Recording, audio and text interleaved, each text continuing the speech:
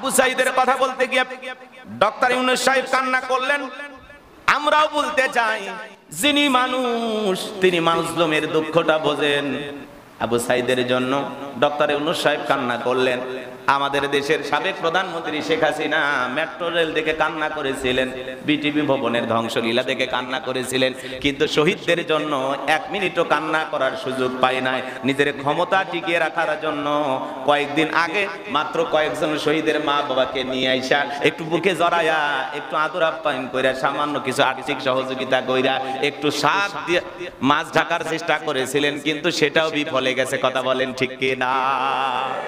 এজন্য যারা মানুষ, কারণ রাষ্ট্রের কাঠামো যেগুলো নষ্ট হয়েছে, রাষ্ট্রীয় যে সম্পদগুলো নষ্ট হয়েছে যারাই করেছেন, আমরা এটা কখনো কামনা করি না, কিন্তু রাষ্ট্রের সম্পদ আবারও এই জনগণ ট্যাক্সের টাকা দিয়ে, জনগণ সবাই একত্রিত হয়ে আবার এগুলো গঠন করা সম্ভব, গড়া সম্ভব, আবারও মেট্রো রেল চালু করা সম্ভব। কথা বলে ঠিক না? কিন্তু একটা আবু সাঈদের জীবন চালু করার মতো পৃথিবীতে কেউ আছে? জোরে বলেন আছে? একজন মুগ্ধের জীবন ফিরিয়ে দেওয়ার মতো কোন রাষ্ট্রনায়ক কি আছে? নাই।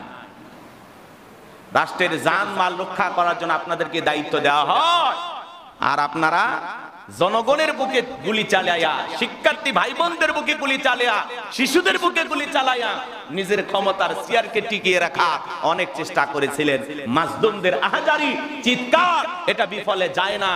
এই যে হাজারো মায়ের বুক খালি করেছেন, নিজের মাতৃভূমি থেকে পালিয়ে যেতে আপনাকে বাধ্য হওয়া লাগছে। কথা বলে ঠিক এরা গর্ব করতেন আমার দেশ।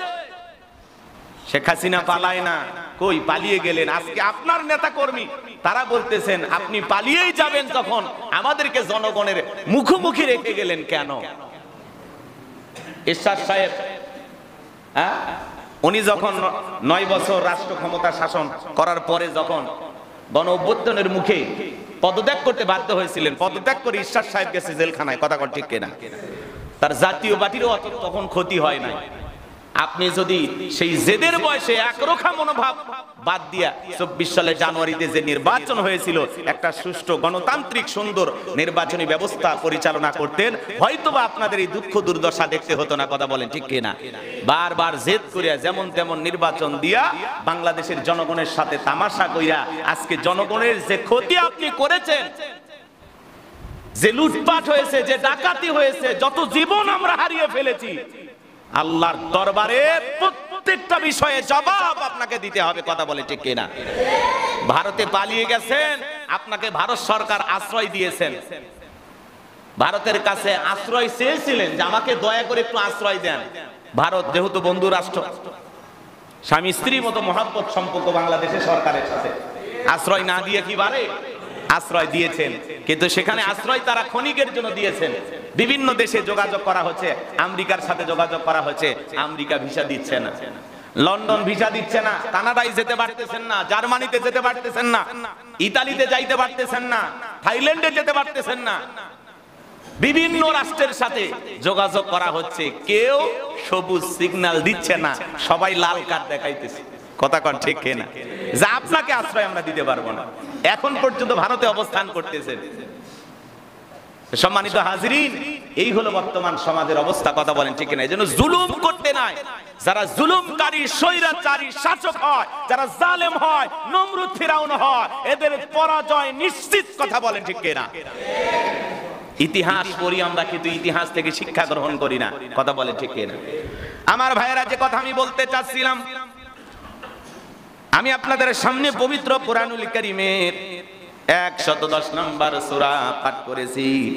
আল্লাহ রাব্বুল আলামিন বলেন, ইযা জাআ নাসরুল্লাহি ওয়াল ফাতহ। আল্লাহু আকবার। আল্লাহ রাব্বুল আলামিন বলেন, যখন আল্লাহর সাহায্য আসবে, যখন বিজয় আসবে, ওয়ারাআইতান নাস সায়াদখুলুনা ফি দীনিল্লাহি আফওয়াজা। আপনি তাকায় দেখবেন, মানুষ দলে দলে আল্লাহর দ্বীনে প্রবেশ করবেন, ইসলামের ভিতরে প্রবেশ করবেন। বলুন আল্লাহু আকবার।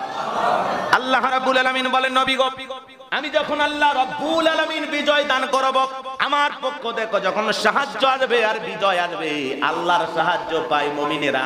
জোরে বলেন কারা? আরো জোরে বলেন কারা? আমরা মুমিন ছিলাম, ইমানদার ছিলাম।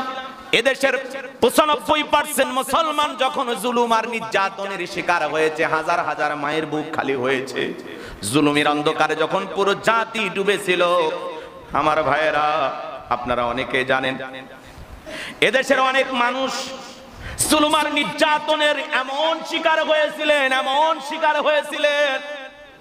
আবু জেহেল বদরের প্রান্তরে যুদ্ধে যাওয়ার আগে খানায় কাবার গিলাফ ধরে আল্লাহর কাছে কেঁদে বলেছিলেন, আল্লাহ আজকে যারা হকের পক্ষে আছে আপনি তাদেরকে বিজয় দেবেন।